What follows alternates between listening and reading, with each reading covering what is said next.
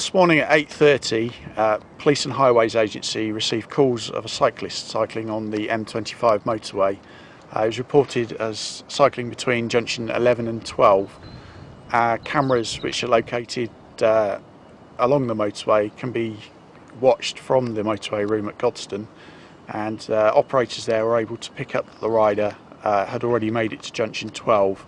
Thankfully he was watched crossing the slip roads safely and making it to the hard shoulder, and I was aware that he was now riding towards junction 13, where I sat and waited for him to arrive.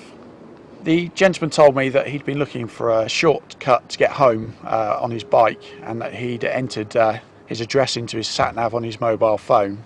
This had given him a route which led him onto the motorway.